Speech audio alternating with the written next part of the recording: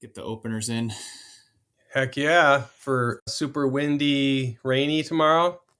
I saw, what is it, like 7 hours straight before the race even starts, it'll be rain. And then I think it's like race start is 38 degrees, With rain the whole time, 30-mile-an-hour winds. and very windy. No one ever wants to ride in that kind of crap, like nobody does. It's not like, No. yes, it's as shitty as possible. My bike is not going to like me. Like, I think I'm going to bring every water bottle I own with like warm water in it to To spray my spray bike down. off immediately. Because Okay. I remember last year it was the same. It was raining and it was cold and the bike would just got destroyed. I think last year it was 33, 34 though. It So it was a was little. so cold. It, So I thought I was going to die in that race. My hands were frozen. My legs were frozen. I couldn't. Yeah, I hated it. yeah, I brought the wrong gloves and the wrong booties. So I'm going all in. I don't care if it's not aero. I want to be Yeah, warm. I agree. That's a long race.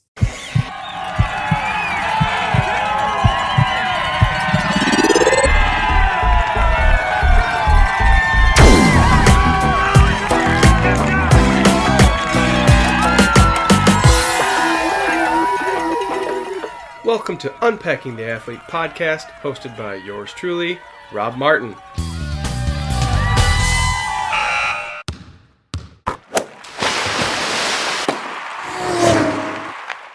Welcome to Unpacking the Athlete, a podcast dedicated to diving deep into what makes athletes who they are. Today's guest lives in Michigan and has become a force in gravel and Zwift competitions. Some of his top accomplishments are as follows. He is a 5-time consecutive Michigan Gravel Race Series overall long course champion. In 2021 and 2022, he was second and third respectively at the Gran Fondo National Championships. In 2020, he was second at the Carter County Stage Race, and this year, 2023, he was on Team USA in the UCI eSports World Championships. Our guest today is Alex T., who also races Iceman every year and has cracked into the top 15. Welcome, Alex. Let's go. Well, thanks for having me. I'm glad you could be here. First question's usually off the wall, and this is off the wall. So you're going to have to pick between one of these 3 races to race on your gravel bike. Okay. And I'm going to give you these races, and you just let us know which one you would race on your gravel bike and why. Number 1, the Bear Claw Epic mountain bike race. Number 2, Mud, Sweat, and Beers. Or number 3, would you go for the real challenge and do the Margie 50? on my gravel bike. Well, you probably know I rode the Lord of the Springs, so most of Yankee Springs on my gravel bike. Ran a 650 by 2.1 tire, but no suspension. I made it through that first section with the group, but definitely was holding them up a little bit, maybe on purpose with a teammate off the front. But the second section, I was just so exhausted that I couldn't even hang with them anymore, just not having that suspension. So Yankee is very rocky and rooty, though. So that was a tough course. And then, as you know, I rode my gravel bike at Iceman, which was, I think, a good choice because I'm comfortable on it. It was just good. I don't even remember where I lost the group, to be honest. Oh, it was in some single track, just being behind the wrong people. But also the single track at the end, I lost a couple more spots because it was just so muddy and technical. But all the Vasa pathway was just flying. So it can be done. But to answer your question, I'd probably try it at Mud Sweat Beers because I used it at Belgian Waffle that they had up there in Traverse City. And it was awesome on that flowy single track. The climbs at the end that I know Mud Sweat and Beers uses can get up those. So I'd probably give it a try on that one, just knowing the course, having done it before. I think the one time I did it, you and I were together the whole time. We were. Okay, Mud, Sweat, and Beers. Plus, you kind of, that one, like you said, Belgian Waffle, and sometimes we're on some of the Iceman track too. Yeah, So it's I'm familiar with it to where it's like I could probably do that course on that bike. I don't know the Bear Claw Epic. I've never done it.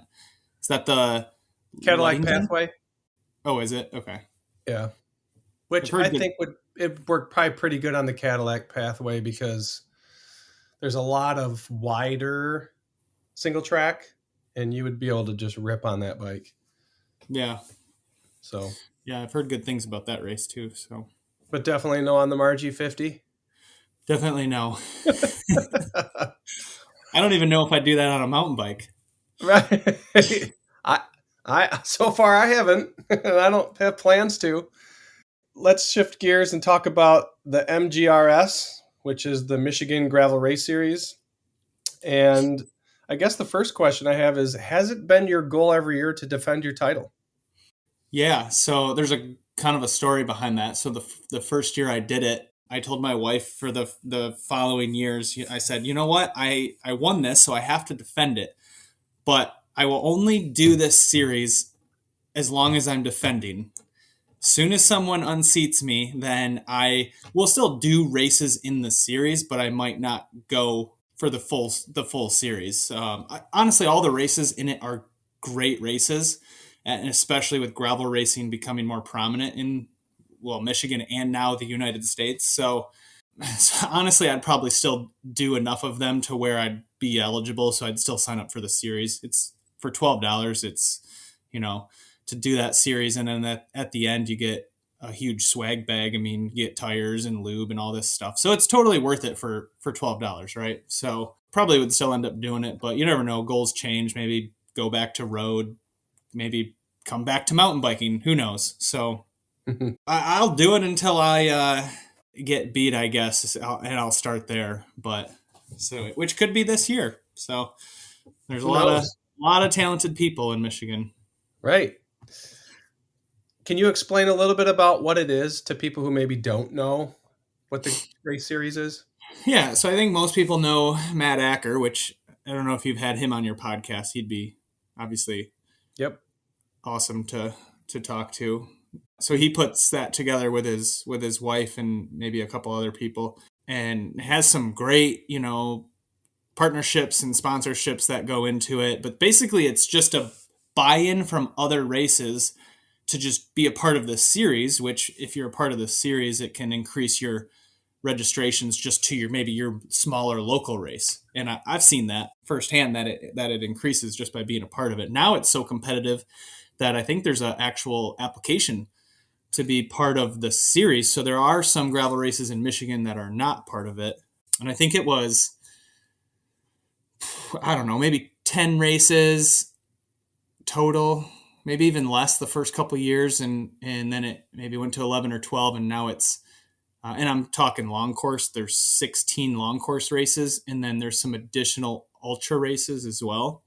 So there's probably 20 races altogether in the gravel capacity in that series, just between different lengths of categories.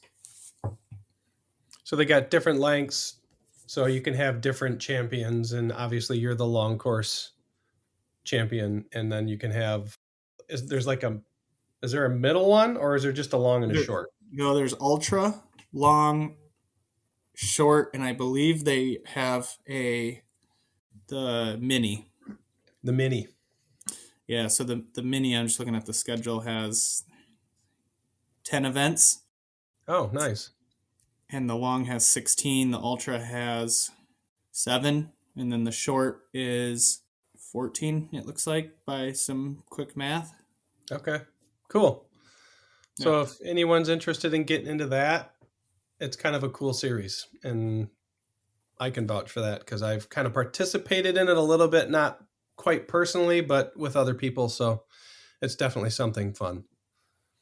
Now, out of your 5 years that you've won, which year was the hardest and why? I think it was the second year.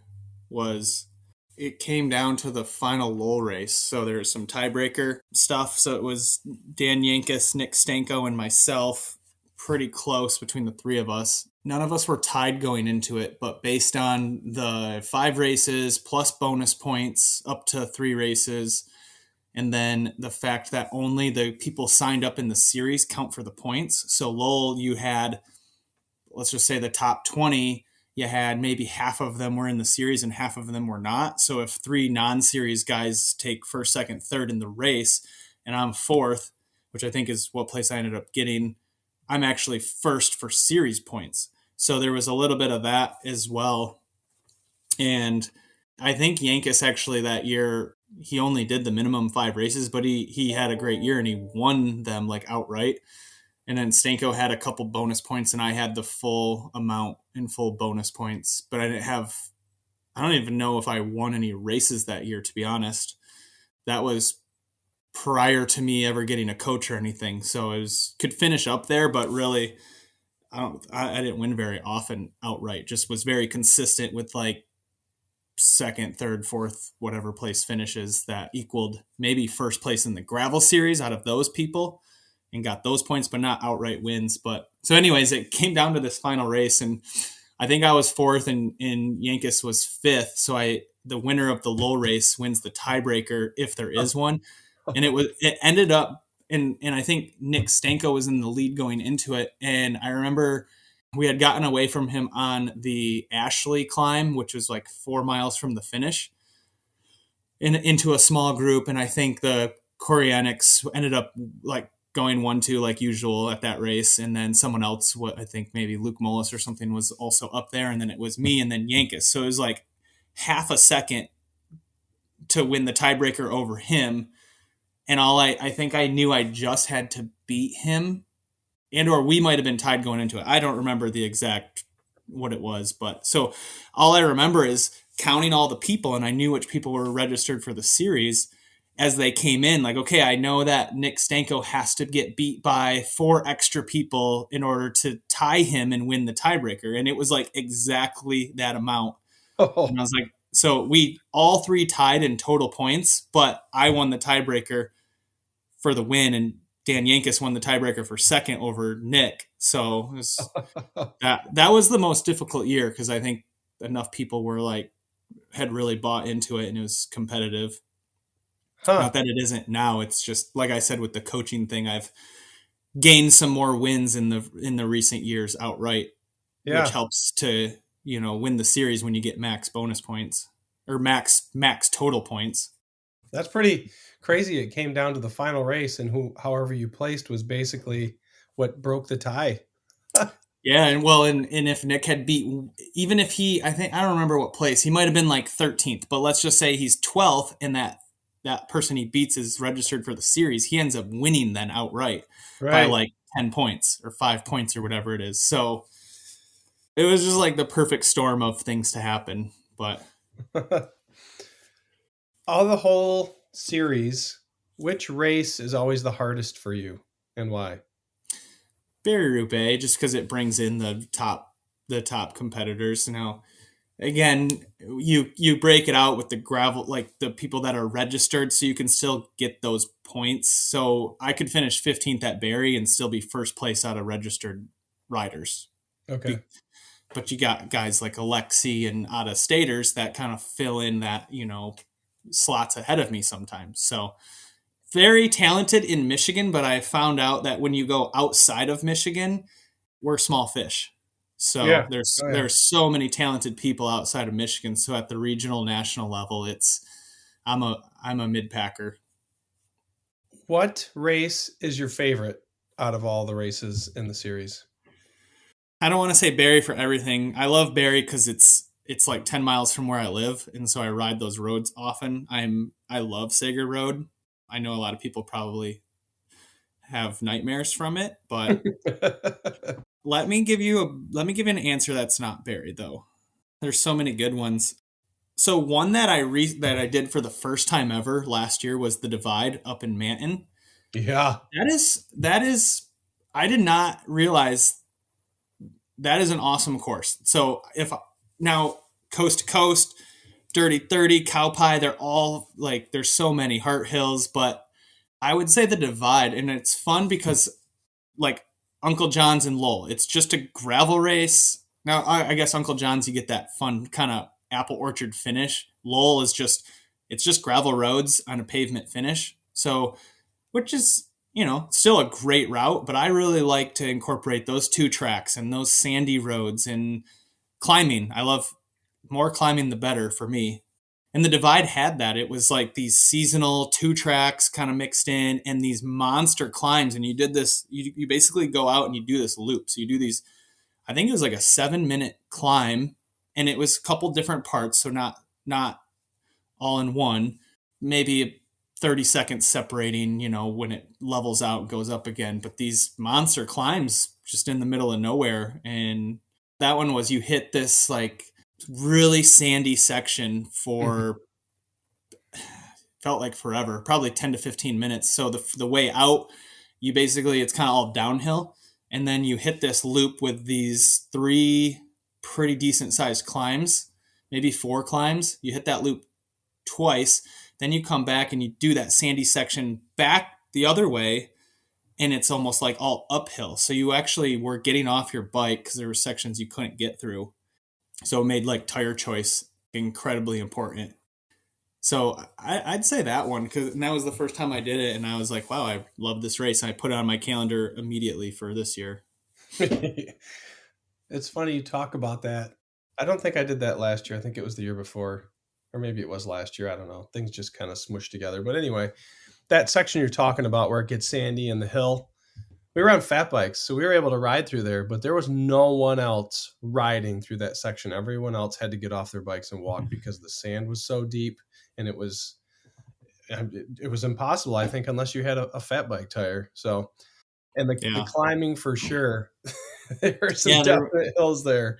I liked those. I know on the way back, I didn't have to get off my bike on the way out because, like I said, it was mostly downhill, so you just point and shoot. But the way back, I think I had to get off once, but that was because the shorter course was right in the line and they had to get off their bike and I couldn't get around them. But otherwise, I was making it through. But you were grinding to make it, though. You were grinding. Heck yeah. All right, we'll switch gears a little bit, and can you talk about what the Grand Fondo National Championships are and where they were? It's such a fun format, and for the longest time, you're chasing upgrade points and you want to win and whatnot, but I've never been pro. I'm always an amateur, so at the end of the day, it's probably a little bit too competitive with things, but the Fondo it's a fun format because most of them, there's this series, the Grand Fondo National Series, and then they have a national championship, which is put on by USA Cycling, which is they just pick a certain event that's part of that series, and then they just attach the championships to it. So it's not a standalone championship event. The last 2 years has been in Asheville, North Carolina in the middle of July. So these big climbs, mountains that Asheville has in the dead of summer, and it's like 100-mile route, and so it's very hot and challenging. It's it's sea level, but you have that heat that you're not used to with these big climbs. So we've sent a couple people out each year to do it, and you qualify at another Fondo. So we always went to the Alabama Fondo in May, and we'd do like a team camp, and we'd qualify for that and then do the race. And then if you podium the championship race, you automatically qualify for the next year. So most of the guys that did that first one then qualified for the following one. And then we had some additional people join for the following year and they podiumed. So now we have even more people for this year. So 2 years in Asheville, and it's basically 100 miles, and it's like mini races. So you're doing this 100-mile group ride essentially,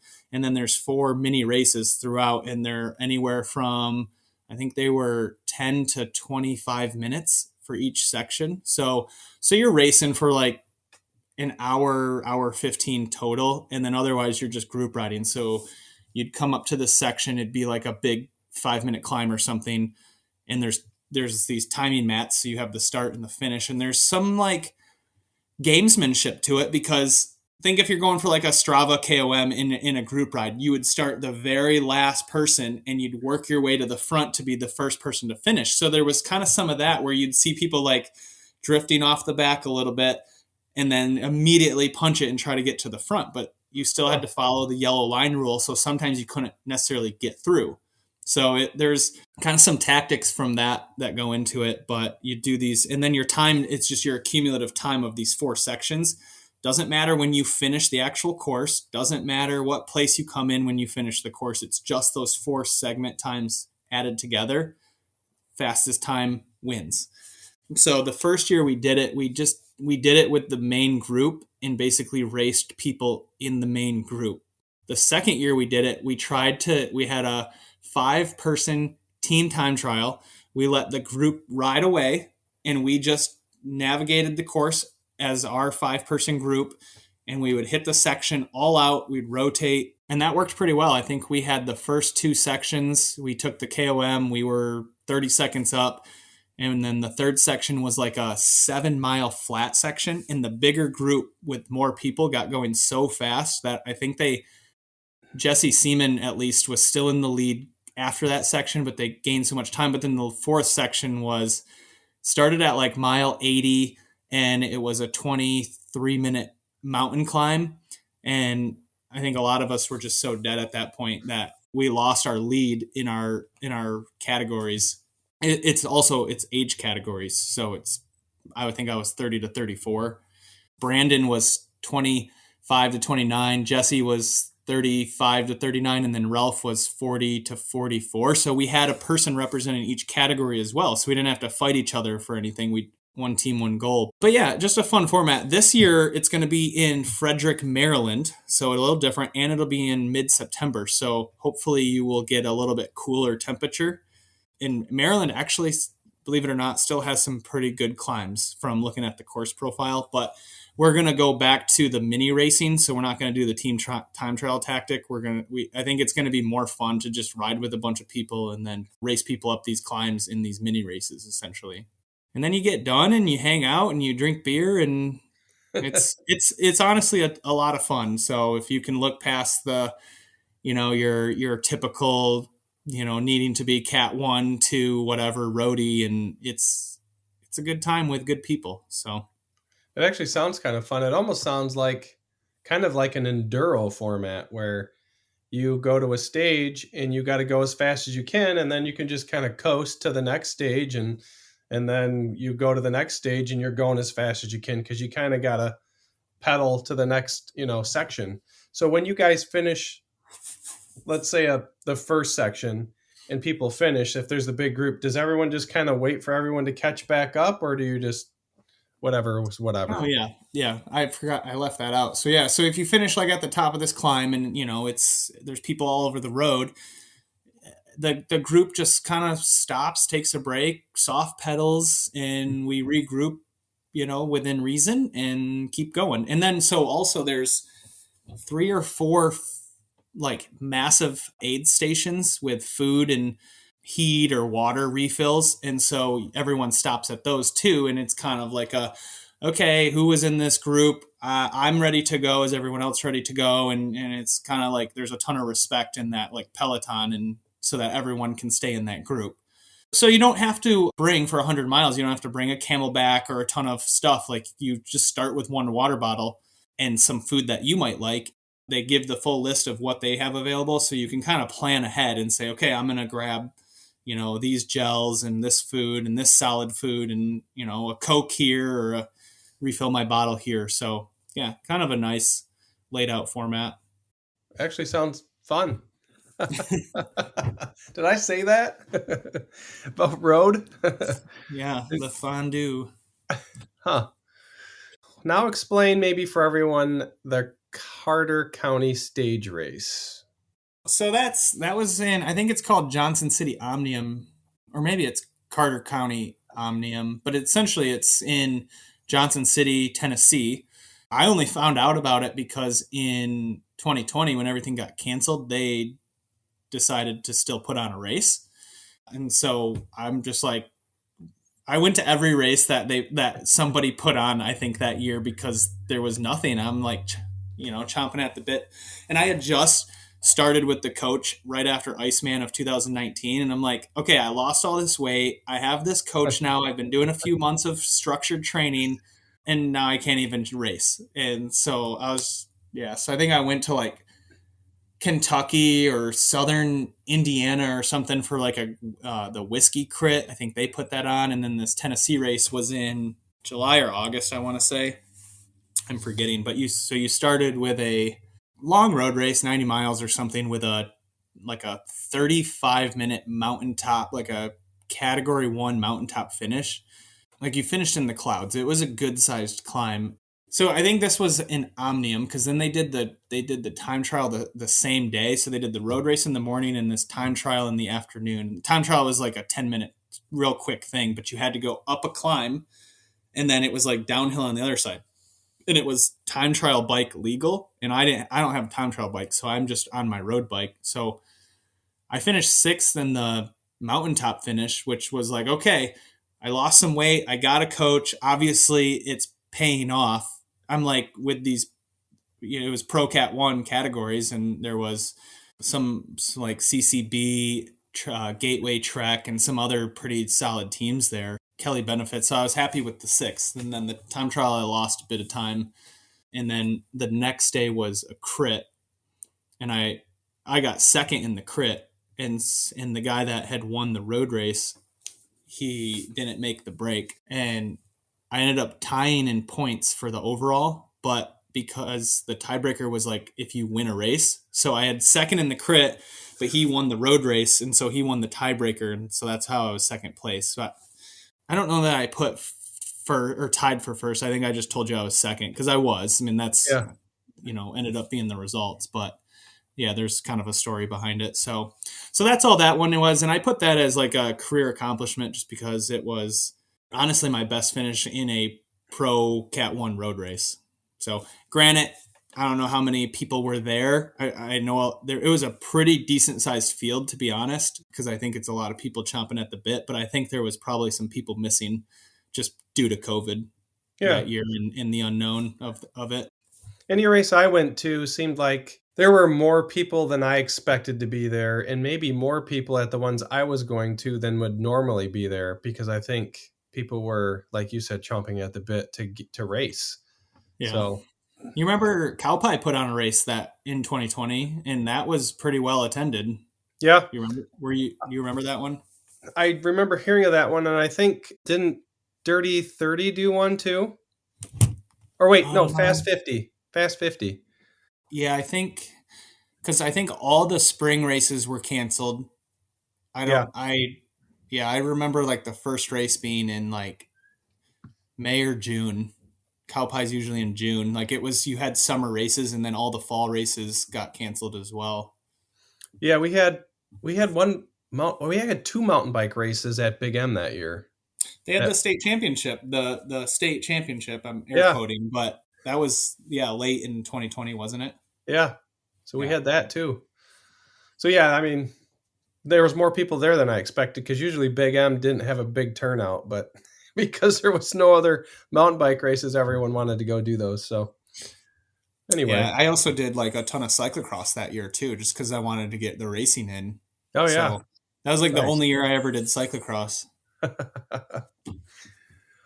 Let's switch gears, and can you tell us how Zwift works? For those that don't know, so you need a smart trainer. Well, you need a power source. I'll put it that way. I guess you could use your rollers, or if you had like power pedals, you could power it by putting those as your primary power source for the game. And I'll call it a game. It's a video game, but it's an interactive exercise video game basically. But you put in, be as honest as possible. You put in your weight into the game and height, because that actually, believe it or not, does make a difference with the CDA algorithm. And then basically connect a power source, smart trainer, power meter, whatever, and then that propels your avatar. And I think it was 2014 beta, and it's really come a long way in the graphics. And they have 7 or 8 different worlds now that you can ride around in, and just different features. So indoor training platform more so. I mean, I just my competitive side have found the racing side to it, but still use it at the end of the day to train for the outdoor season. Others in certain areas, I have a buddy that lives in New York. It doesn't have the best roads to ride on, and so just kind of uses Zwift all year round. And other people just with busy schedules, parenting, etc., work, Zwift is the easiest thing to get their ride in and kind of call them indoor specialists, if you will. But kind of its own ecosystem, and have found the racing side of things and have gotten into the right top teams to race in the the premier invite only league on Zwift, and then these world championships have come about the last couple of years. Really, COVID was awesome for Zwift and smart trainer manufacturers, right? So it kind of took off with that, and now it's just like kept going, even though things have kind of come back to normal, if you will. So they've introduced the World Championships. It is officially sanctioned by the UCI, so it's a actual recognized World Championship. Winner gets virtual rainbow stripes. I think a couple of the winners have even gotten pro contracts because they've just been like these indoor people, and it's like, hey, you can ride a bike. Can you ride a bike outside? So you had the first year, and I'm talking on the men's side for this, so I know who won for the women's, but the men's side was like a rower, like an Olympic rower from Germany, Jason Osborne, I think, and he ended up getting a pro contract with it's Sudal Quickstep now, but the Quickstep team, and so races bikes for them. And then the second year, for those who know Jay Vine, he was a Zwifter from Australia and raced outside too. Did the Zwift Academy, won that, and got a contract with Elpison Phoenix at the time. Now Elpison de Koonik, can't keep them all straight. Matthew Vanderpool's team, easier for people to understand. And so he came and did the world championships from their team, and he won. So we have this like pro world tour guy that now has come in and won the championships. And then Jay Vine, he ended up, if you remember, he won some stages in the Vuelta and then got a contract with UAE. So he's, kind of big time now. And then this year was someone who has their pro card. I think he's from Denmark. Some sort of pro card outdoors, maybe like a continental team or something, but he won as well. I'm sure it's going to open doors for him because I think he's like 21. So, and then the women's side was Ashley Molman Passiow, who rides for, I think it's Canyon SRAM now, maybe. I might be getting these mixed up. So she won, so like a world tour, and then the next year was a indoor specialist that won and then got a pro contract because of it. And then I think she won this year, so she defended her title. Okay. So anyways, just kind of a history of the world championships that happens on Yeah. Zwift. But yeah, you can use it, training platform, you can join clubs and make meetup rides, and yeah, there's a lot of cool features to it. What smart trainer do you like to use on your bike? I use the Wahoo Kicker. I've had a couple different versions throughout the years. With going to the World Championships, Wahoo is the sponsor for the UCI, and so Wahoo sent every person competing in the World Championships, men and women, the same trainer, which is their Oh, newest version 6 trainer, to even the kind of make it more fair, so everyone's on the same trainer, and then all of the data logs were monitored via the cloud on the Wahoo Zwift side, and so you can't even think about tampering with it. So that was great. But then they give you an option to buy it, so I just bought mine. So I'm on the newest Kicker version, which seems fairly accurate. It's really smooth and has some cool features to it as well. how many fans do you run when you're on the indoor bike? I usually run, it depends on what I'm doing. So if I'm just doing an easy ride, I don't even bother turning them on. Depending on the workout, I'll put in how short it is, I'll put one on. Usually when I'm racing, I'll turn 2 on, and I have the Wahoo Headwind, which are pretty powerful. So I'll do one of those, like one kind of coming from the left and one coming from the right, maybe one pointed more towards the core area and one more towards my face. So I usually run 2. For the World Championships, I ran, I think, 5, and I opened all the windows in the basement to create a cross draft. I asked my wife, I was like, can I turn the temperature down to like 50 something? And she wasn't having it, so I had to get creative. So it was freezing in the basement. So I remember warming up with like a sweatshirt on, and then but I wanted to be cold and have my heart rate low because my adrenaline was just through the roof for that race. So Oh yeah. yeah, so 5, but that's overkill for like a regular regular day. Yeah, yeah. That's funny. That's okay though. I get it. So, inside the game, are there ways to make you better? Can you get your equipment better? Are there like milestones you can reach? Yeah, so you can level up. There's 60 levels, and you can also earn, they call it drops along the way. And the drops is what is used to buy bike frames and wheels sets. You also have to be at a certain level in order to be eligible to buy those certain ones. So I'm Hmm. at level 60. I can buy any bike, any wheel I want as long as I have enough drops. There is ZwiftInsider.com will do bot testing with different wheel sets and frames. So I think he just does like the standard Zwift frame and Zwift wheels. So he'll test wheels on a Zwift frame and he'll test different frames with just the Zwift wheels. So the variables are constant, and he'll set a bot at like 4.0 watts per kilo. I think it's 300 watts at 75 kilos. And he'll do that for all of them and then report the results to say this bike is the most aero, this wheel set is the most aero, this bike's the best climber bike. And he'll Huh. put the times too. So it's not like this is number one, but number two is actually only a second slower. So if you like the color or the brand, just know that at 4.0, it's only a second slower. Hmm. So there's some data out there on that you can. So if you're racing and you want to know what's the most aero bike or what's the best climber bike or maybe the best all around bike, then there's a scatter plot out there to show you. Huh. And then you can mix and match the wheels based on that data as well to say, okay, this bike's the most aero, this bike's the best all around, and it's kind of a rolling hills course, so I want that combo. Or I want the most aero setup possible because there's no climbing, it's just purely flat, and you can make decisions based on that. So, and if you're just Huh. riding around, you can just pick whatever bike you want if you don't care how fast you're going. Yeah. So if like a specific brand, they have every brand's main bikes. You got the Venge, the Tarmac, the Super Six, the Madone, etc. to choose from, and some of them then you can pick the color too. So there's like a color slider, and be like, I want the red Madone. You can do that. That's pretty cool. Huh.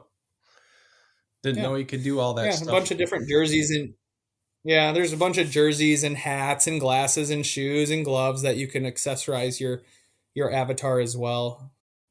On our team, we have our new turbo kits. We have those in the game as well. So that's kind of cool to be on a real life team and then to see those same kits in the game. Yeah, that is cool. Didn't know you had those the kits in the game. Yeah, know a few people on Zwift that helped us get those. So it's yeah, That's cool. So let's yeah. talk now about being on Team USA and those UCI eSports World Championships, and how was the selection process made to make Team USA? So it was stressful. You had qualification races. So how you could be in those races is I mentioned the Premier League teams before, the invite only racing that Zwift put on. So if you're on one of those elite teams and participated in those races over a year and a half or so, because they switched from calling it the Premier League to the Zwift Grand Prix. So if you were on a team that competed in either one of those series, you were automatically qualified to participate, and they were continental qualifiers. What that means, continental qualifiers, is Asia Pacific had a qualifier, Europe, Africa had a qualifier, and then the Americas had a qualifier. So you could have all your Asian countries, New Zealand, Australia, in a time zone that was more favorable to them, and then Europe and Africa, same thing, and then the Americas. So obviously I participated in the Americas. You could also, there was pathway racing to qualify. So we, and this is where I don't like to put labels on it, but there's community racing, and then there's the like elite invite only racing that I mentioned. So that's only like 10 or 15 teams get invited to that. So there was a community pathway for people that are not on those teams, not doing those races, to still get into the qualifiers. So you had to do all these races, and then you could do these qualifiers, and then you had to have like one of six trainers that were eligible. They had to be like a manufacturer's claim of plus minus 1%. So it was like the Garmin trainers, some of the Wahoo trainers, but not all. I think Elite had a trainer, maybe the Stages bike. Anyways, I think there was only like 6 trainers you could. Ceres, believe it or not, actually they weren't allowed in the thing. So you'd have a lot of people that had those Ceres trainers not even participate either. So that, anyways, you have that trainer. You qualified one way or the other for this continental qualifier. It's a set day. You do had to do, they call it a ZADA test. So that's Zwift Anti-Doping Agency. So they're more so looking into the data side of things. So you have to have a dual power source, pedals, power meter, and you dual record there's a ZADA test that they've created in custom workouts. So, and you follow that. It's a workout essentially, but you're going all out for these different efforts. And then they analyze the data, and you have to actually provide outdoor data with power and heart rate as well to kind of back those up to say, okay, your best 20-minute outdoor is this power and your best indoor is like 100 watts more. That's a red flag. So they're looking at all that and verifying people and their performances. So that's kind of like, that was step one, is just getting through all that. And at the time I had a kicker core, not a eligible trainer. So the race itself was going to be 3 stages. So the continental qualifiers for America only had 6 qualification spots. This isn't just USA. This is North and South America, Canada, Argentina, Mexico, etc., not just America. So there's 6 spots for anyone in those 2 continents. Wow. Europe, I think, had 14 spots, and I think it was 5 spots for Asia Pacific. I think it was 20. Yeah, that math checks out. 25 total automatic qualifier spots. And then there's 100 people total allowed. And then the UCI used the country ranking system based on their current outdoor system. So like for, I don't know what we called it, additional selections or automatic selections by the national federation committees. So USA got 5 of those spots automatically. Belgium got like 5 or 6, and Great Britain got a bunch. And then it would go down, like you'd only get 4, 3, 2, and some countries only got 1. And not every country was eligible for a spot. So you had 75 spots split out between the countries, 25 automatic qualifiers between these continental races. And they were 3 races in one. So you do a race, and then it'd be like a 10-minute period in between. And so race 1 was however many people were in that continental qualifier, the winner of the first race automatically qualifies and no longer has to participate. Then it was, I think, like the top 30 move on to the second race.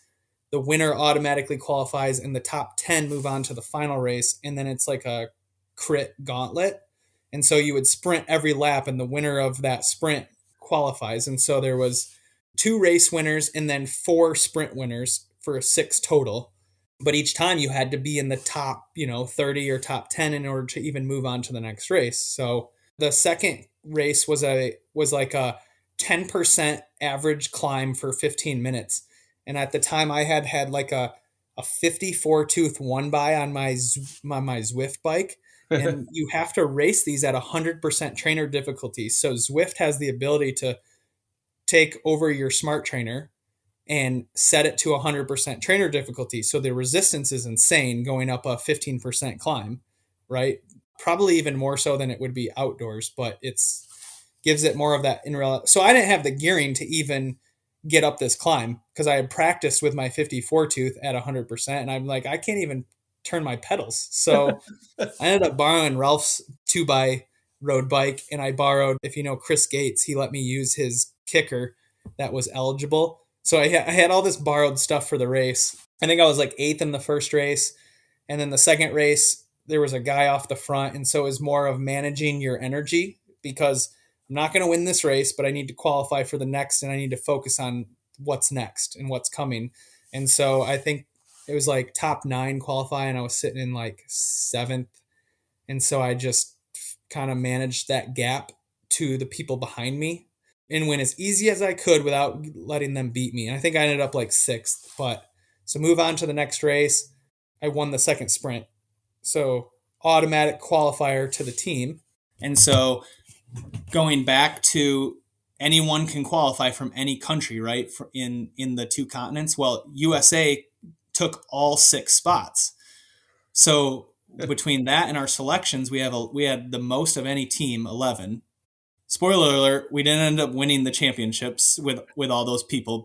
So you qualified, right? And then you had to get your performance verified by the ZADA group to say, okay, everything checks out. Your performance wasn't unnatural. And there was some people in the Europe group that actually got disqualified because they couldn't verify their performance because they cheated with their hardware. So I got approved on that. I wasn't concerned about it. And then before you're on the team, then they make their selections for those additional 5.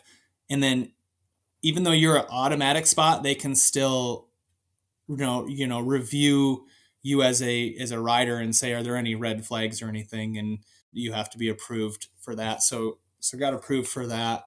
So now on the team, and then you had to get a UCI license.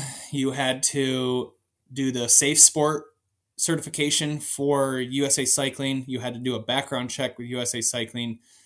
You had to be entered into the drug testing pool with the ITA, which is like the International Testing Association.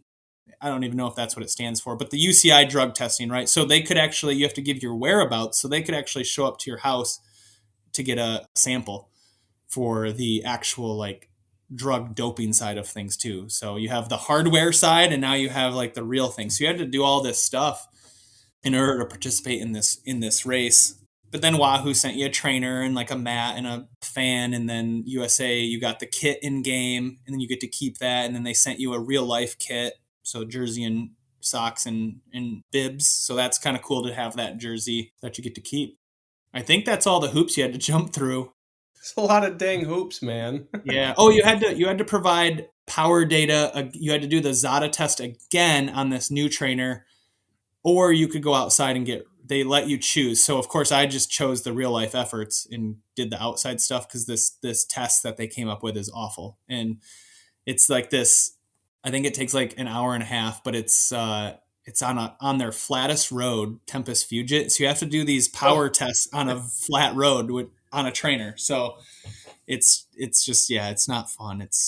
I don't look forward to it. So I was like, I'll gladly go outside and get this data for you. So I did that, and it all checked out, and then the race. Nice. So from the time when you knew you were on the team until the time you had to race, how much time was there between those points? November was the qualification. December was like the roster selection, maybe 45 days, Okay. maybe 30. So It wasn't. It not was a a lot of short. time. No, not a lot of time at all. So I think it was late November that they made the team selections. Yeah, I don't remember the timeline, but it was, yeah, a month or two. Okay. So not very much. With your focus on road and gravel, why do you love racing Iceman? The atmosphere. It's like the perfect way to end the year with a fun bike race, all people from all over with a shared passion, and then beer if you're into that. So those kind of races are what draw people in, is kind of that fun, do something challenging, push yourself, and then have fun with people that share the same passion as you. So Yeah. I did it on my gravel bike. I would say it's still a mountain bike first type of race, but I don't have one mountain bike anymore, and I like to challenge myself. And so I was like, let's do it on the gravel bike. And the course is, the course profile is pretty decent for it. So yeah, figured I'd give it a shot. I plan to do the same this year, And regardless last of year, the course they choose. yeah, and last year was your best result, wasn't it? Yeah, which, yeah, funny enough, it was my best result. So then people are like, would you have finished better on a mountain bike? I'm like, I don't know. Yeah. Maybe. I mean, the single track is where I lost the group, but I was going pretty fast on the Vasa. Yeah. So, and I caught and passed people on the Vasa. So it's hard to say, to be honest. But What was your gravel bike that you were on? What? Run us through The that. What do you Cannondale have? Super 6. Okay. There's so in 2022 they came out with the a Super 6. So most people, the Super 6 is also a road bike. So there's a Super 6, and it's like, if you're familiar with Cannondale, it's like their Super X cyclocross bike married to the Super 6 road bike and put into a gravel geometry. Nice. With a 700 wheel set, you can fit up to 450s, I think, depending on the tread profile, 47s for sure. And then I also have a 650 wheel set so that I can put those 2.1s on and basically run a mountain bike tire. Okay. Yeah, that's a pretty solid bike then. Yeah, and then you got the mullet setup. So you got the SRAM Eagle. So it's a one by with a 48, so a bigger front chainring than you would see on a mountain bike, right? And then, Yep. but still that 1050 cassette, so that you can get up any hills, or like Anita's Hill. That cassette came in handy. Right. Yeah, I bet. So If you were not riding your bike all the time and being such a great cyclist, would you pick something else to do, sports or athletic wise, or would you just work and be a dad? no, I have to do something. It's what I would do. I've thought about this. Now, of course, I would work. I'd be a dad, but I need that. So cycling for me is like that stress reliever. There, whether there's stress can come from all different angles. So it doesn't matter where it comes from, but cycling is what keeps me balanced. And there's nothing better than just going out on a nice day on some gravel roads and just getting lost out there and in your thoughts and whatnot. So it's really, it's to stay active and stay healthy, but also kind of that mental health side of things too is really my why to cycling. It's not racing. It's, if there was no more racing, I would still ride my bike just as much, just because I enjoy doing it. And yeah, it keeps me balanced. So I came from triathlons. Don't know if I'd ever go back to those. I ran in college and I hate running, so I don't know that I'd ever go back to that. I swam, and I think there's some like master swimming competitions that you could do, so could potentially look into that. Or maybe just do, I enjoy golf, so I might maybe just golfing more. Maybe not even competitions, just because I'll be honest, I'm a terrible golfer, but I just enjoy it. And if I didn't do cycling or anything like in that triathlon disciplines, whether individually or as a triathlon, then it actually would probably be golf, which I realize isn't very active, but So you would walk and skip the cart? I would walk, yeah, for sure. I'd have to get my steps in. Real quick, tell us where you grew up, what schools you went through. Grew up in where I still live today, Caledonia. So went to high school and most of elementary there. We lived in Wyoming, Michigan, for my super young years, and then Caledonia since like third grade, and went through that program. Then Davenport for college. I ran there, cross and track, and so still pretty much Caledonia through that time, and now just live in Caledonia and work for Meyer, like Meyer Corporate. Cool. So anyone in the Midwest should be familiar with them. Meyer. Used to be Thrifty Acres. That's what my grandma would still call it if she was still here. Yeah. Can you tell us and take us back to your first ever bike race and walk us through that experience? Sure. So I won't count triathlon. So I did that starting out like 16 to 21. And then I ran in college. And I remember my buddy took me to Yankee Springs once on it was like a giant hardtail 26-inch tires. And it wasn't the greatest bike. That was like 2000. And we all know how far bikes have come. But just to paint a picture, this was like 2011, I believe. And I crashed and I like hurt my knee and it swelled all up and I couldn't run in the race. And I'm on scholarship at Davenport. So the coach is not very happy, right? And so he's like, no more bikes until like you graduate. So that was that. So as soon as I graduated, I was hurt. I had like an Achilles issue and I just ran through it because it was my last year. And then that's why I'm like, I'm done with running. I've been hurt the last year, just trying to finish this year out and just sick of it. So then bought a mountain bike, a 29er. I think it was a Specialized Carve is what they called it at the time.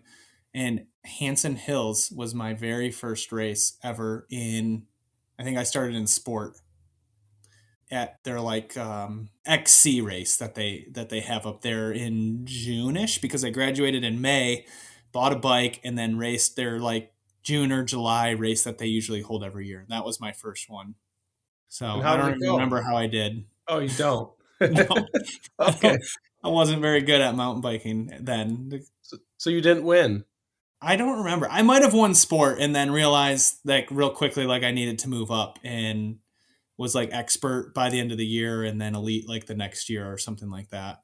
And I Okay. did. So it was like 2012 to 2015 I did only mountain biking. Okay. Like I did Barry Roubaix on a mountain bike. Okay. Yeah. So only That's bike that. I owned. Yeah. So you're definitely not doing that this year. No, no. Do you incorporate any strength training into your routine?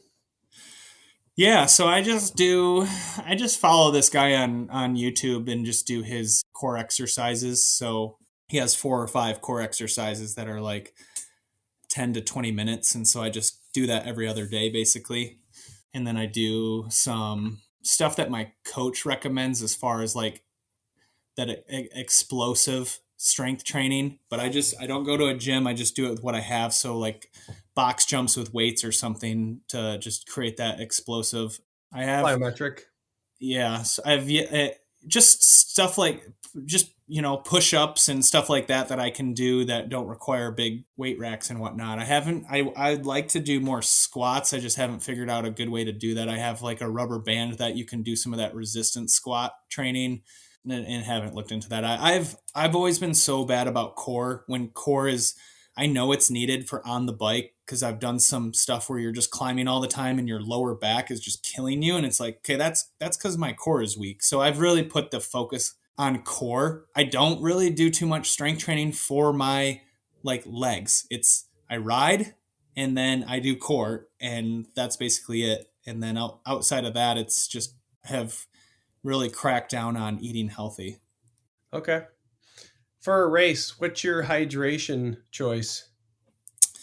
They've changed over the years to the point where I'm just like doing water, and then I do more gels just because of not sitting well or whatever other reason. But my go-to normally is just to put a couple scoops of some sort of scratch in there. Just having something that tastes good keeps me drinking more often. Otherwise I forget to, and then I cramp up.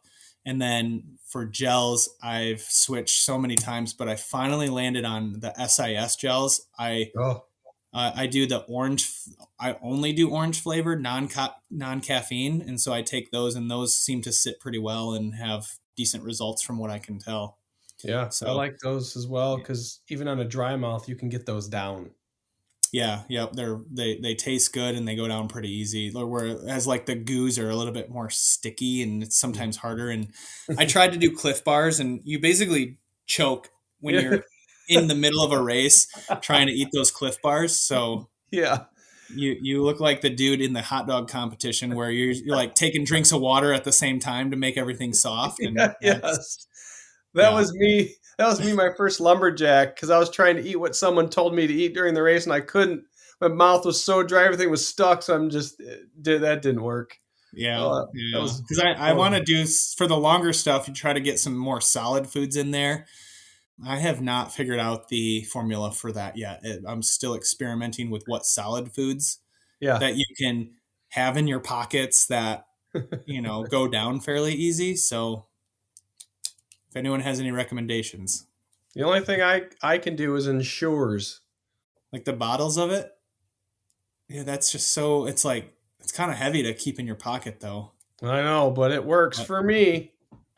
yeah, well, do it what you know what works for me, and this isn't very practical. Is so a lot of I did some long rides out in Colorado, and we stopped at this place, and I got a breakfast burrito, Oh, and then breakfast burrito and a coffee, and then we took off, and I felt so good for the second half of like this 10 to 12,000 foot climbing 100-mile day. And I was like, you know what, maybe I could make breakfast burritos and put them in like tinfoil and keep them in my pocket. And so I did that for Belgian waffle, and I was good the whole day. I felt good. So it's just a matter of making them, and Yeah. in that whole process, it's not convenient, right? But I found that those, you put some, I leave the meats out because I don't need the meat sweats when I'm trying to race, but yeah, potatoes and eggs maybe. And even you could like cut up a pancake and put that in there, and you want those carbs. So, and then the egg kind of to separate the textures of all the breading. But Yeah. yeah, so I tried that. Interesting. Yeah, I've Yeah. heard other people like breakfast burritos too. Yeah. So Huh. maybe put some syrup in the inside of it to, keep the wrap stuck together and give it a little extra flavor and get that sugar. Oh yeah, I can see that. After races or after hard workouts, what is the best thing that you do for yourself to help you recover faster, or just for recovery? So it's always immediately getting something to drink. So my go-to is tart cherry juice Oh, is a good one, and all you need is like 4 or 5 ounces after like a hard ride or workout, race, etc. And you see like the pro peloton, they'll finish a race and they'll immediately hand them a drink and they'll like chug the whole thing. So tart cherry juice is a good one. Otherwise, I do like a mini Fanta or like a mini Coke, Mountain Dew, something just with like those simple sugars to anything electrolytes. You just want to get that back into your system. And I apologize, I don't have all the scientific data in terms of why that is. I do know that there is that stuff. I don't know all like the medical terms and whatnot to explain why to do this. But yeah, so that's normally what I do, is to get some sort of like liquid kind of yeah. replenishment in the system, and then always a nice long cool down. And then I have the Normatec boots, and then so I'll eventually sit in those boots for like 45 minutes, and usually feel good to go. The next day, wake up, and sleep. Sleep is probably the best thing you can do for recovery. Yeah. So to make sure you get a good night's sleep, or some naps or something thrown in. So yeah, combination of all those things is kind of the after. Nice. What's your favorite type of interval workout? Do you like longer intervals or do you like shorter intervals? This is such a good question. I love structured training. My coach will say, he's like, dude, I don't you're like one of a kind where you just like to suffer, and like I don't ever have to get on you about doing your intervals. I don't know. I love them. And we also have a term, and this might be a more widely used term, but death march, we call it. And so a death march is not necessarily an interval as much as it is we pick a distance, and you have the goal is to do as much power as you can possibly handle for that amount of time. So we always do our rides based on time versus distance. So we say we're going to go ride for 3, 4, 5 hours. And if you want to warm up and cool down, that's up to you, but do it before or after the scheduled ride. The ride, so if you showed up and you weren't warmed up, the ride is full gas from the parking lot. And so it's probably good to, so like from like a Strava standpoint, if you want to have a separate warm-up ride that's not going to affect your stats and whatnot, you do that outside of this ride, and then you clear it and you start. And this is the death march. So it has to be at least 3 hours, and 3 hours is no stopping. If it's 4 or 5 hours, we stop at halfway just to refuel, and then you finish it up. But and then when you get going again, it's straight up to full throttle and go as hard as you can. And a lot of people will do it just to try to hang on. We typically will do gravel as opposed to road, because road is much easier to draft. So sometimes you don't get the full benefit out of it, but Yeah. so usually gravel death marches. But that's kind of that's the longer one, and I do love that sort of one too, but that's not very structured, because it can really and it's those are good though, because it's not a lot of surging. It's just steady hard the whole time. And so it's like that long distance endurance interval. My favorite are the threshold intervals. So I think most intervals you can do, I mean, you can do, people call it sweet spot, or you can do some tempo. threshold VO2. So I'm doing threshold. And so my main workout that I do is 3 by normally 20 minutes. It can fluctuate. Sometimes it's 15, sometimes it's 25, just depends on what we're training for. But it's 3 intervals. So it's, we'll use 20 minutes. So it's a 20-minute threshold interval at a set power range, 10 minutes rest, do it again, 10 minutes rest, do it again. I did some yesterday, but they were a lighter interval because of the race this weekend. And then if I don't have a race, then it's like as hard as I can possibly make them that I can handle to do 3 in a row. Okay. So that's normally what I do. And then we change those a little bit. So like when we were training for world championships, we would do 20-minute interval, but the first 4 minutes was more in that VO2 range. So you would start out hot, then you'd settle into threshold for 12 minutes, and then you do the last 4 minutes, whatever you have left, which is typically, if you have anything left, VO2. So it was kind of like VO2 into threshold. It was some crazy intervals, but that's kind of like how the Zwift racing played out is start out super hot, the pace kind of settles in, and then you finish super hard. So we kind of did that as training too. The threshold 3 by 20s is probably my most used workout.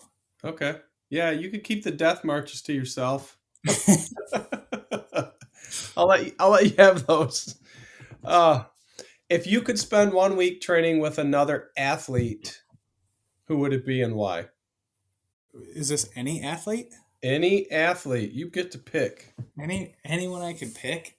This is a tough one because you instantly want to think like, okay, who in the pro peloton would I want to train with? I doubt I could even hold their pace, so this might be moot anyways, but I want to know how Wout trains. I want to train with Wout because the dude is a diesel and he seems to be able to do everything, and I want to know what he does for training to be able to sprint, to be able to time trial, to be able to climb, lead his teammates out. Like there's nothing he can't do. Cyclocross, so I want to know what he does for his training. So it'd be cool to train with him. He is the most picked person on the podcast. Is he? Okay, Yeah. from the pro peloton. I don't know if you want like a community person to train with, but he would be my pick as if I could pick anyone. Yeah, that's anyone, man. So, and I'm sure you could probably guess who I would pick, right? You'd pick Nino. Easy, too easy. Yeah, that was pretty easy. Okay, so how about calendar for this year? Other than the gravel races, because we know you're going to be doing those, what other things do you have on your calendar for this year for racing? Yeah, so I recently posted my calendar and it's changed a bit because they're like my main focus for this year. I have 2. Paris-Roubaix is one, and that's kind of like our spring race. That's all this winter training I've been doing. Even though the world championships were in there, the winter training is for Paris-Roubaix. So it's to come out super fit in the spring, do this race, and then kind of do a reset. Whether that's a week off the bike or whatever, recovery is important. And then you kind of use that summer to build back up. And then the other races in the fall. And it's not Iceman. I've been waiting for the USA Cycling is going to have the first ever gravel national championship. So you might be aware they had the first ever UCI gravel world championship last year. And so USA Cycling has now bought into it. And there's a difference of opinions, of course, with them getting involved in gravel. But either way, they're putting on an event. It's for the Stars and Stripes. They'll be elite open because there's no actual pros in gravel yet. There's no pro teams, pro cards, anything like that. So it's elite open, and then they have age group categories. And I've been waiting for that to be announced because they made a post in January that they're going to have it. And they're like, it's probably going to be in the spring. Now March comes along. There's no info. So, okay, it's probably not going to be in the spring. And so it's like, okay, probably in the fall. And they're trying to work around all the other big races because they don't want to pull people from those races. So anyways, it just got announced last week. It's going to be September 9th in Gering, Nebraska. So for the local Grand Rapids, Michigan people, that's like 15 hours west of here. It's the farthest west point of Nebraska. It's 3 hours from Denver, Colorado. just to Oh, paint a picture of where it is. So it's right on the border of Wyoming, Nebraska, Colorado. So that's September 9th, which you have two Michigan Gravel Series races, is Lord of the Springs and Uncle John's on the 9th and 10th. So I had to remove those from my calendar, which sucks because those are awesome, fun races. I'm not super bummed about missing Lord of the Springs and having to race that on my gravel bike again, but I like supporting these local events. But I do want to go out to this Gravel Nationals and give it a try, and so I switched those two up for this one. So that September race is the other big one, and then let's see what else. Everything else is gravel series. I'm gonna do the Durande Van Grampian on the east side of the state in late July, put on by KLM Coldstone. They are not in the series, but I bet you they'll be in the series next year. That's not technically a non-series race, and then Gravel Nationals in September, and then the following weekend is that Fondo Nationals in Maryland, and then Iceman is a non-gravel race. So I don't have too many this year. I have like 15 races. okay. It's a short calendar, but I'm putting more emphasis on training for the stuff I want to focus on. That's a good idea, I think. So, Yeah. and I crashed in 3 races last year. So my thinking is the less racing I do, the less crashing. So, Yeah, no more but crashing. But I had some road races on here, and we were going to do Joe Martin, and they changed so there's the UCI Pro category that they have, but you have to be on a team and invited to that. And then there's a Cat 1-2, which all of us were going to go do that Cat 1-2. There's like 6 or 7 of us, but they're changing it to, they said if they don't have 125 people signed up, they're going to cancel that, and it'll just be a Fondo on Saturday and a crit on Sunday. I'm not driving to Arkansas to do that. So Yeah, I wanted to do real stage racing. So I think we just all removed that, and I don't think they're going to end up having the full stage race. So that leaves me with no racing in May. So I might try Arcadia Grit and Gravel part of the series and I've never done that one. We'll see. Or it's just a month to train. I think you should try that race. I've heard good things, so I may end up doing that, but it might be a last second decision. But yeah, so mostly looking at this calendar, gravel series races, pretty local stuff, and then a couple traveling things. So way less than I've done in the past. But as my kids get older, it's they have more events going on, and try to stay home and be present as much as possible. Absolutely. I get So it. If you were to give advice to younger athletes that look up to you, what would it be? if we're talking like cycling, because I did not there, it's cool to see all these younger cyclists find cycling at a younger age. There's teams that are very focused on juniors and junior development, and which is great. And it's cool to see some of these kids, they're 16, 17 and right there or beating you in races. And it's like, this is the next generation of elite racers in Michigan, as some Yeah. of us older folks, move on. And so it's cool to see. And then you see some of them, they're going to college for cycling, which is like the one thing I wish I would have known about and have gone to a cycling college. So they're going out to Marion or Fort Lewis, Colorado, and which is awesome. I mean, for the younger ones, there's someone on our turbo team that's 20, and we try to 20. I remember when I was 20, eat whatever you want, drink whatever you want, train however you want, and you'd probably be fine. So it's just trying to, if they really want to be serious about it or try to get to that next level, is start doing some of these things to help you get to that point. But I think the biggest thing is just don't lose sight of your why you do it. Have fun with it. My mistakes have been getting just too competitive and too big into like rivalries and stuff, and it makes me aggressive and irritable, and I just like, no, I'm serious. Yeah. And so that's like my biggest thing that I'm trying to focus on, is just to have fun and be grateful for each day I can hop on my bike and get out there and ride either by myself or with friends, because I think we've all know someone that we've lost to a cycling related accident, and you never know when it's going to be your last time, saying bye to your family or hopping on your bike. And so don't take it for granted. So I think just, no matter whether you become elite or not, just make sure you have fun with it. Have fun with it. I think it's a good theme. Have fun with it. Keep that burning desire of that why inside as well. But at the same time, don't get too crazy with it. Yep, yep. That would be my advice from my own experience. Oh yeah. Is there anything else that you'd like to say before we bring this to a close? With the turbo team, I was just saying with my focus on having fun and keeping it positive, and your purpose or your why, our team's purpose or our why is to be more engaging in the community. And so we're going to start hosting some rides. So we've obtained some sponsors this year, and this is definitely a marketing plug to come out and participate in our rides, but it's going to be fun. So we're going to do one. So Matt Acker holds the Tuesday gravel adventure, I think all the way up until, is it Memorial Day? And then it's done until Labor Day, and then Labor Day till Iceman. So we are going to take those slots from Memorial to Labor Day, mostly the summer, and we're going to do a Tuesday gravel ride, but on the south side of town. So he does it up in Rockford. We're going to do it indoor.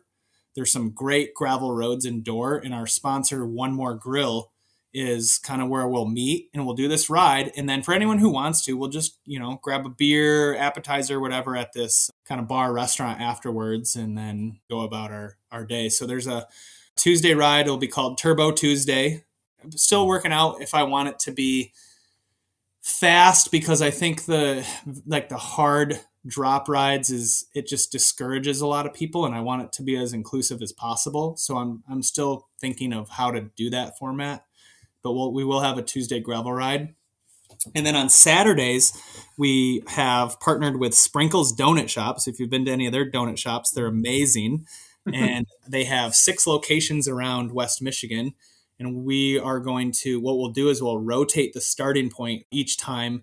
So you have like a Hudsonville or Allendale location. We'd probably do like a lakeshore road bike ride. They have an Ada and a Rockford location, I'm sorry. And then they just opened downtown Grand Rapids, which is going to be a more difficult ride just with the traffic and getting out of there. That we might not do that one, but the Caledonia one would be road or gravel of some sort. And we would advertise the routes and what that is, and possibly even make it the same route for each location just to make it more simple. But back to kind of purpose of being more engaging in the community. And just, when we were on Base Media, I just felt like it was very elite, and maybe people didn't want to ride with us because we always rode so hard, and some people liked that and other people maybe didn't. So this is our attempt at being more inclusive with the community. And then another kind of purpose for us this year is we wanted to really think of an organization or charity to give back to. So we are going to actually, any prize money that our team wins this year is 100% donated to Kids Food Basket. There's just a few of us that are passionate about kids and going hungry. And I get on my kids all the time that they don't eat their food, that there's other kids out there that, would love to have your plate of food. So, Heck yeah. so we partnered with them. And so we'll pool all of our prize winnings and then hopefully present them with a pretty decent sized check. And we'll do some volunteering with them, make sack lunches and whatnot throughout the year. But it feels good. It's kind of a refreshing, new team and new kind of goals and purpose. So hopefully it'll be a good year. That sounds like fun, actually. Those are some good ideas there, especially for the kids. I like that donation to the kids. Yeah, and the donut one, because who doesn't, come and get your donut and coffee and then go for like a 3-hour ride and like Then get another donut. and then get another donut. Yes, they will be open long enough. And then if we time it right to where they're about to close, they will give us all of their donuts instead of throwing them away. Oh, So if you play your cards right, you could have a dozen donuts to go home with. or to eat right then. Yeah, depending on Nice. I appreciate you having me on, and even though I'm like your 40th person to do this, when we wanted to do this like right away, and I just kept pushing it off. So thanks for convincing me to do it, and I hope it all turns out good, and people hopefully will get something out of it. They will, for sure. Well, where can people find you on the web if they want to connect with you? Strava, I don't no longer have my crazy emoji alias, so it's just my legal given name now. So if you want to look me up on Strava, otherwise I use A10 Cycling on Instagram, and those are really my only two forms of social media. I don't really use Facebook too much other than to follow the racing pages for updates. Yeah. Okay. So So, find them at A10 Cycling. yep, A10 Cycling or just Alex TenElshof on Strava. So Strava is its own. I think we know this by now. It's like its own social media ecosystem. So Yeah. you can comment and you can make posts and stuff like that. So that's honestly my favorite place to hang out. And I try to make a point of commenting on people's stuff just to engage and interact with them and hype them up if they did an interval workout. Just say, yeah, dude, you crushed it, or can't wait to see you race this weekend or something like that. But again, just the theme of having fun and trying to encourage others. Absolutely. Well, Alex, I've enjoyed our conversation today. Keep progressing on the bike and making things happen. I appreciate you encouraging me on the mountain bike back in the early years to keep moving up. And I thank you for coming on today and having fun on the podcast with me. Yeah, you bet. Can't wait to see you at some of the races and rides this year. I agree. This was a lot of fun. And to all the listeners, gratitude.